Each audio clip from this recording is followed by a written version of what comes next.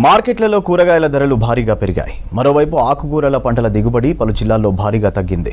ప్రధానంగా అకాల వర్షాలే కూరగాయల పంట దిగుబడి తగ్గడానికి కారణమంటున్నారు వ్యాపారులు. ఈ పరిస్థితిలో సామాన్యులు మాత్రం కూరగాయలు కొనాలంటేనే వణికిపోతున్నారు.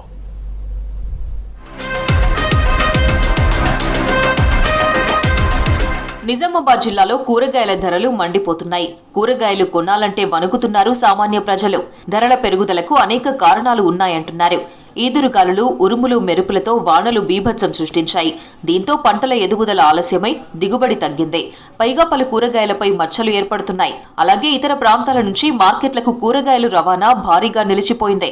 నిజామాబాద్ జిల్లాకు మహారాష్ట్ర నుంచి వచ్చే టమాటా రావడం లేదు. దీంతో వాటి ధరలు రోజురోజుకు పెరుగుతున్నాయి. ప్రస్తుతం కేజీ టమాటా 60 రూపాయల పైనే పలుకుతోంది. 120 మిర్చి కేజీ ఉన్నాయి. బెండలు 60 రూపాయలు కిలో, వంకాయలు 60 రూపీస్ కేజీ, టమాటా 60 కేజీ ఉన్నాయి, ఉల్లిగడ్డలు 40 కిలో. అన్ని పిరమైంది కూరలు వారం నుంచి.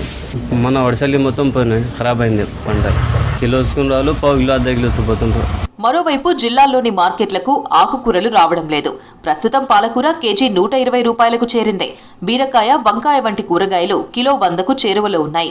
క్యారెట్, కాలీఫ్లవర్, క్యాబేజ్, వంకాయ ఇలా వేటి ధరలైనా మండిపోతున్నాయి. కిలో బీట్రూట్ 80కి పైగా ఉంది. పచ్చిమిర్చి ఏకంగా 180కి కేజీ ధర పలుకుతోంది.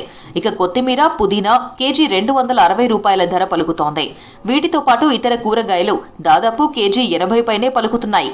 పెరిగిన ధరలు చూసి పచ్చడి మెతుకులే దిక్కంటున్నారు పబ్లిక్. బోధనలో కూరగాయల ధర విపరీతంగా పెరిగిపోయినాయి. ఈ కిలో తీసుకున్న టమాటాలు పావు కిలో తీసుకోవాల్సి వస్తుంది. 2 కిలోలు తీసుకునే ఉల్లిగడ్డ 1 కిలో తీసుకోవాల్సి వస్తుంది వారానికి.